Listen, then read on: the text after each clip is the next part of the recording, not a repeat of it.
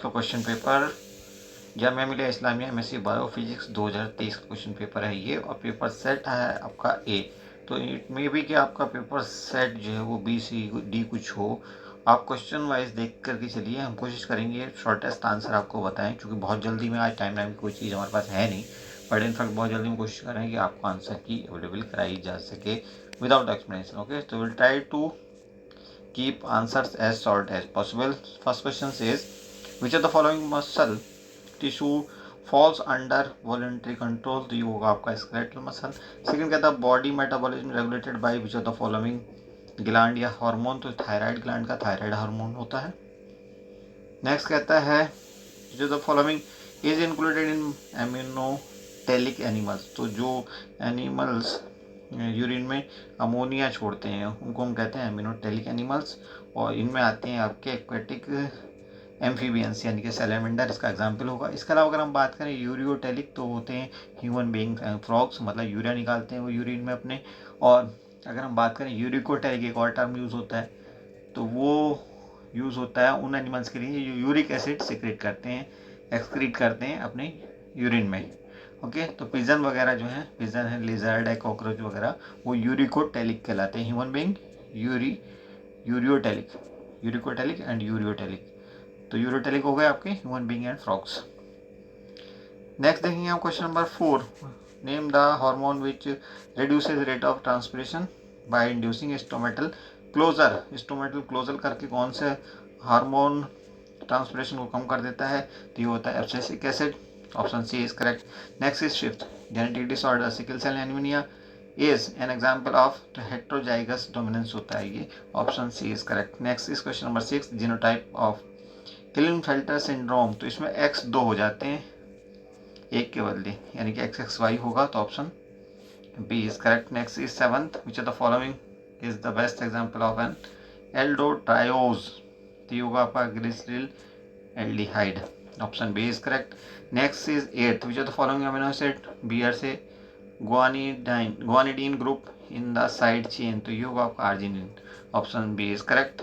Next is question number 9, which of the following cell organelle contain DNA? तो DNA किसी के पास होता है? माइटोकॉन्ड्रिया के पास होता है अपना डीएनए, इसके अलावा क्लोरोप्लास्ट के पास होता है। तो एक ऑप्शन तो आपको दिख रहा है, बट दूसरा तीसरा चौथा क्या है पता नहीं चलता है।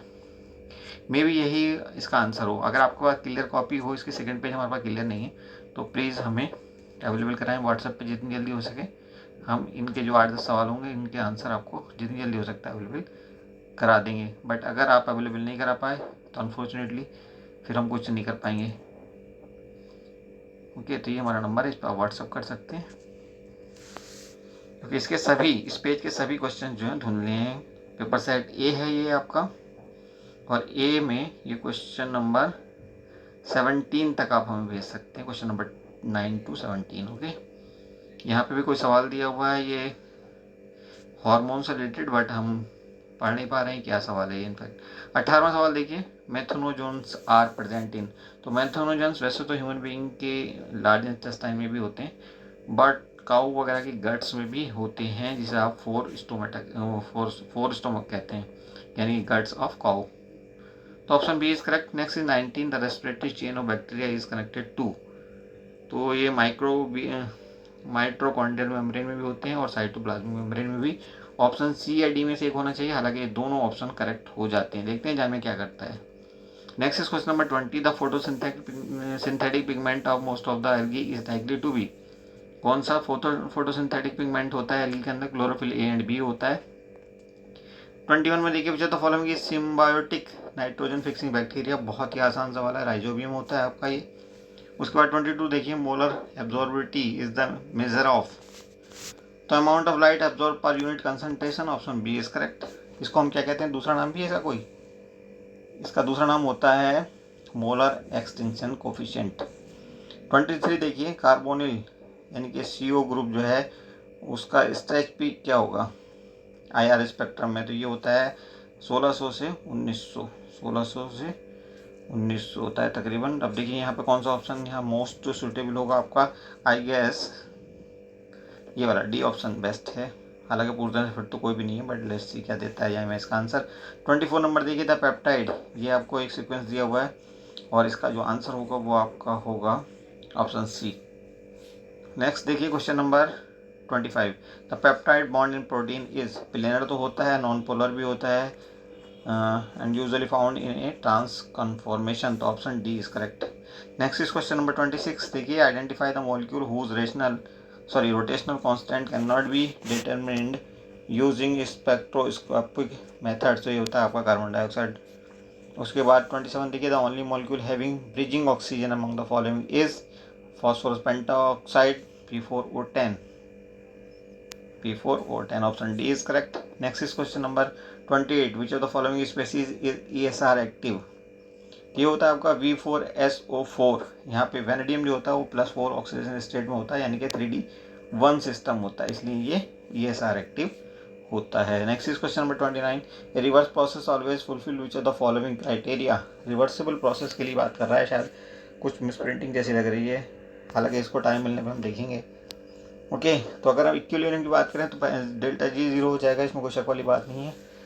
ओके, लेकिन यहाँ इक्विलिब्रियम के लिए इसने कहा तो है नहीं, तो यहाँ पे एक चीज़ आप देख लो कंफर्म, ये चीज़ है it takes indefinite time for completion, तो ऑप्शन सी आपका मोस्ट सूटेबल है, यही आंसर होना चाहिए, जामिया को यही आंसर देना चाहिए। Which of the following is nidoborane? तो निडोबोरेन के लिए क्या होना चाहिए भाई? निडोबोरेन के लिए आपके पास होना चाहिए BnHn+4, तो यहाँ पे स्ट्रक्चर देखो कौन सी बनेगी, सी। ऑप्शन सी आपका राइट आंसर हो जाएगा। ओके, हम कह सकते हैं क्लोजो अगर पूछा जाता तो N+1 स्केलेटल इलेक्ट्रॉन्स उसमें होते हैं। निडो की अगर हम बात करें तो N+2 स्केलेटल इलेक्ट्रॉन्स उसके अंदर होने चाहिए थे, और अरेक्नो की अगर हम बात करें तो N+3। ठीक है, तो ये पहचान है। 31 देखिए, इन mixture of acetic acid and sodium estate the ratio of concentration of the salt to the acid is increased 10 times, then the pH of the solution will be increased by 1, option D is correct. Okay, तो यहाँ तक हम अब हम video यहीं पर रोक रहे हैं, कुछ जल्दी है ज़्यादा, उसके बाद जैसे टाइम मिलता है हम फटाफट लौटेंगे और आपको बाकी क्वेश्चंस के आंसर भी अवेलेबल कराएंगे एज सून एज पॉसिबल। इस बीच अगर हो सकता है तो आप प्लीज़ हमें क्वेश्चन पेपर का वो पेज अवेलेबल करा दिए जिसमें question number 9 to question number 17 हो। Thank you for watching, see you soon.